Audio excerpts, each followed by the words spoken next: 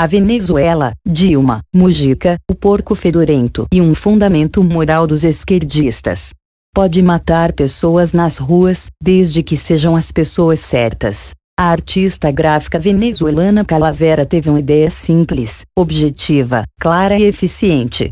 Confeccionou cartazes que lembram o que diziam ontem alguns líderes latino-americanos e o que dizem hoje.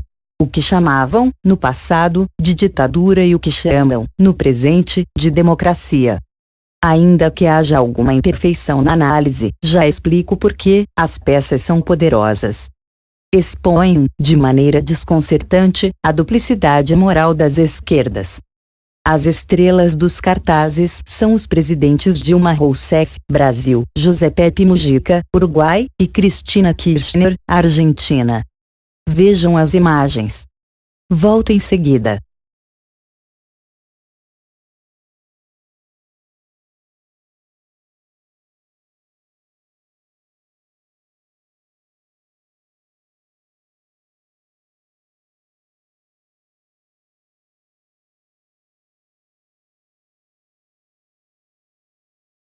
Dilma e Mujica são ex-presos políticos. Na sua biografia oficial, consta que combateram a ditadura militar de seus respectivos países. É o passado que aparece em preto e branco, na metade à esquerda da montagem. Vemos ali forças de segurança reprimindo manifestações de rua. O tempo passou, os dois abandonaram a luta armada e se tornaram presidentes da República por intermédio do voto direto. E, ora vejam, são apoiadores incondicionais de uma ditadura, não exatamente militar, mas militaresca. Que se note, mesmo os regimes militares mais discricionários da América Latina não contaram com milícias civis armadas em larga escala, como as que atuam hoje na Venezuela. Havia, sim, grupos paramilitares assassinos, e isso é lixo político e moral, como sabe qualquer pessoa razoável. Mas tinham um alcance menor do que o esquema montado pelo chavismo na Venezuela. Em 21 anos, a ditadura militar brasileira fez, em números superestimados, 424 vítimas, incluindo os guerrilheiros do Araguaia. Por razões comprovadamente políticas, são 293 as vítimas. Houve tortura, assassinatos, desaparecimentos. Não se trata de dizer se é muito ou pouco. É só absurdo. Quem, já rendido, morreu nas mãos do Estado foi vítima de um crime. Mas sigamos. Em pouco mais de um mês, os protestos na Venezuela começaram no dia 4 de fevereiro, o próprio governo admite que já morreram 28 pessoas. Não me surpreende, a esquerda sempre soube ser mais letal. Ora, como ignorar que os grupelhos extremistas no Brasil, meia dúzia de gatos pingados, mataram pelo menos 120 pessoas, nessa lista, não estão mortos em combate, não. Essas 120 pereceram em ataques terroristas. E aqui lembro a única imperfeição da arte de Calavera, embora isso não diminua a pertinência do seu trabalho. Os que hoje protestam na Venezuela estão, de fato, pedindo democracia. Não era o caso de Dilma. Não era o caso de Mujica. Eles eram terroristas e pretendiam implementar em seus respectivos países uma ditadura comunista. Assim, a luta do povo venezuelano, hoje, é muito mais moral do que eram a de Dilma e a de Mujica. Eles queriam ditaduras com sinal trocado. A população da Venezuela quer um regime democrático. No passado, era possível repudiar a luta da dupla também por bons motivos. Tratava-se do confronto de forças opostas em si, mas combinadas na malignidade. No caso venezuelano, no entanto, não. Opor-se às reivindicações da população corresponde a renegar o regime de liberdades públicas. Ou por outra, Dilma e Mujica continuam a se alinhar com a ditadura. A Veja desta semana traz uma excelente reportagem sobre a Venezuela. Um dos textos, sobre Che Guevara, o porco fedorento, vai ao ponto. Ilustra de modo inequívoco a farsa moral esquerdista. Observem como a linha de, vá lá, raciocínio de Che é a que orienta hoje a escolha de Dilma, Mujica, Cristina e outros líderes latino-americanos.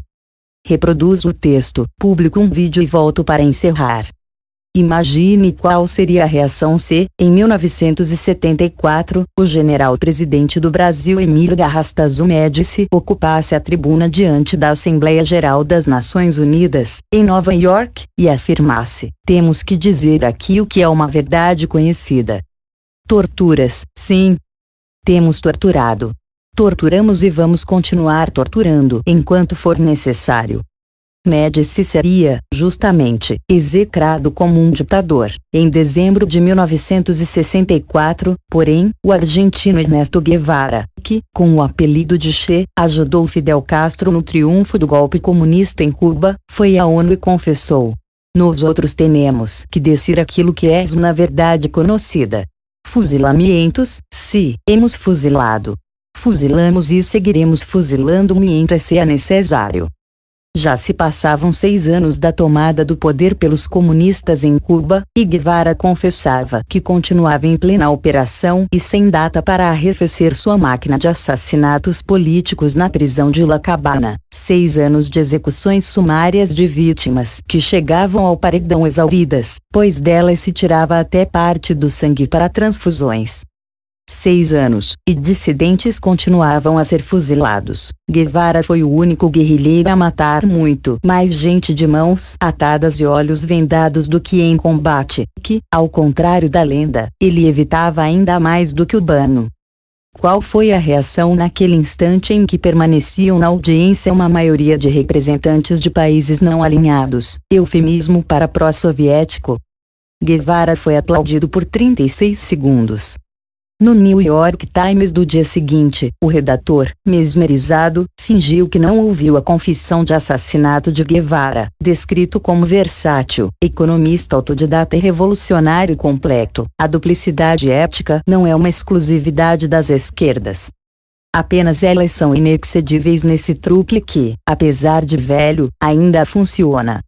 O ensurdecedor silêncio enquanto jovens mártires venezuelanos são torturados e mortos nas ruas é prova disso.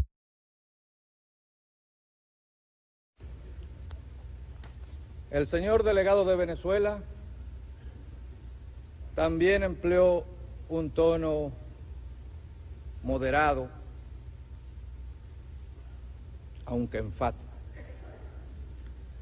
Manifestó que son infames las acusaciones de genocidio y que realmente era increíble que el gobierno cubano se ocupara de estas cosas de Venezuela, existiendo tal represión contra su pueblo.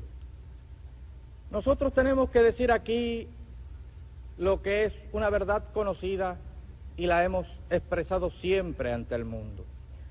Fusilamientos, sí, hemos fusilado, fusilamos y seguiremos fusilando mientras sea necesario.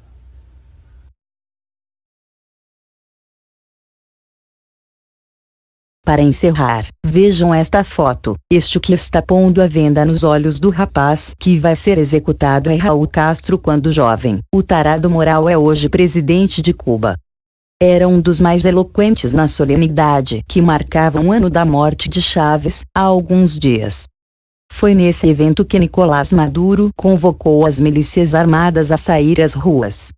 Com o apoio de Dilma, com o apoio de Mujica, com o apoio de Cristina, entre outros. Não é que esses gênios morais sejam contra matar gente, eles se opõem a que se matem apenas as pessoas erradas, entenderam? Por Reinaldo Azevedo.